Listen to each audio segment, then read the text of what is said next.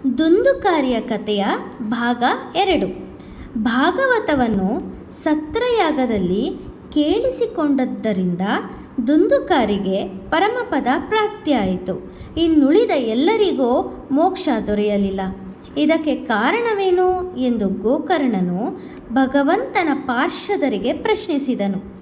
ಅದಕ್ಕೆ ಪ್ರತ್ಯುತ್ತರವಾಗಿ ಪಾರ್ಷದರು ಹೀಗೆಂದರು: ಗೋಕರ್ಣ, ನಿನ್ನ ಅಣ್ಣ ದುಂದುಕಾರಿ 7 ದಿನಗಳಿಂದ ಗಾಳಿ ಕುಡಿದು ಉಪವಾಸವಿದ್ದು ಸತ್ರಯಾಗದಲ್ಲಿ ತತ್ಪರತೆಯಿಂದ ಭಾಗಿಯಾಗಿದ್ದಾನೆ.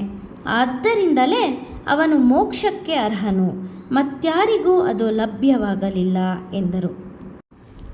ಇದರಿಂದ ನಾವು ಕಲಿಯಬೇಕಾದ ಅಂಶವೇನೆಂದರೆ, ಭಾಗವತ ಶ್ರವಣ ಮಾಡುವಾಗ ಅಥವಾ ಯಾವುದೇ ಧಾರ್ಮಿಕ ಆಚರಣೆಗಳನ್ನು, ಅಂದರೆ ಹೋಮ, ಯಾಗ, ಅರ್ಚನೆ, ಅಭಿಷೇಕ, ಪಾರಾಯಣ, ಭಗವನ್ನಾಮ ಸಂಕೀರ್ತನೆ ಇತ್ಯಾದಿಗಳನ್ನು ನೆರವೇರಿಸುವಾಗ ಧ್ಯಾನಾಸಕ್ತರಾಗಿ ಮಾಡುವ ಕಾರ್ಯದಲ್ಲಿ ಮಗ್ನರಾಗಿರಬೇಕು. ಯಾವುದೇ ಐಹಿಕ ವಿಷಯಗಳ ಬಗ್ಗೆ ವಿಚಲಿತರಾಗಬಾರದು ಎಂದು ಭಾಗವತದ 1ನೇ ಸ್ಕಂದದಲ್ಲಿ ಉಲ್ಲೇಖಿಸಲಾಗಿದೆ.